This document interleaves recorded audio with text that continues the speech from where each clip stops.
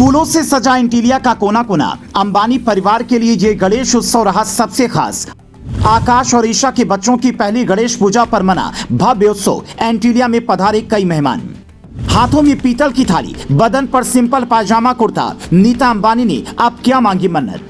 अंबानी परिवार के लिए ये तस्वीर सबसे खास है। इस तस्वीर में ऐसा क्या है वो बताएं। उससे पहले आपको 3 और तस्वीर दिखाते हैं और बताते हैं कि मुकेश अंबानी के घर एंटीलिया में ये गणेश उत्सव कितना भव्य तरीके से मना। लंबे वक्त से ही घर सजाने की तैयारियां चल रही थी। मुकेश अंबानी और नीता अंबानी का इस बार साफ संदेश था कि ये उत्सव सबसे भव्य होना चाहिए। इसीलिए इस उत्सव की 3 तस्वीरें जब सामने आई तो लोग देखते ही रह गए। पहली तस्वीर एंटीलिया के बाहर की है, जहां ऊपर से नीचे तक बस फूल ही फूल दिखाई दे रहे हैं। पीले और लाल फूल इस घर की शोभा बढ़ा रहे हैं। जबकि दूसरी तस्वीर एंटीलिया के अंदर की है, जहां भगवान गणेश की पूजा के दौरान मुकेश अंबानी और पत्नी नीता अंबानी हाथों में पीतल की थाल लिए ध्यान मग्न हैं। दोनों की आंखें बंद हैं और भगवान की भक्ति में लगे हुए हैं। इसके अलावा तीसरी तस्वीर उनके बेटे आकाश अंबानी और बेटी ईशा अंबानी की है। वैसे तो हर साल की गणेश पूजा में इनकी उपस्थिति होती है, लेकिन इस साल की गणेश पूजा इन दोनों के लिए बेहद स्पेशल थी और उसकी वजह है ये 3 नन्हे मेहमान।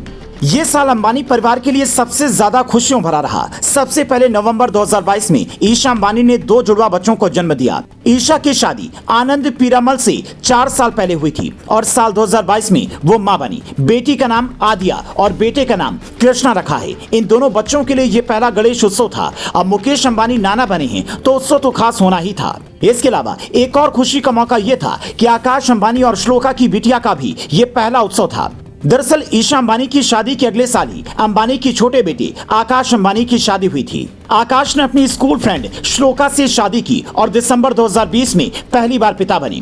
बेटे का नाम पृथ्वी अंबानी रखा। ठीक इसके 2 साल बाद श्लोका ने एक बिटिया को जन्म दिया जिसका नाम है वेदा आकाश अंबानी। कुल मिलाकर अंबानी परिवार में अब 4 बच्चे हो चुके हैं और ये पूजा उन्हीं बच्चों के नाम पर थी। चूंकि 3 नए मेहमान इसी साल के अंदर आए हैं, इसीलिए अंबानी परिवार के लिए यह सबसे ज्यादा खुशी वाला साल था।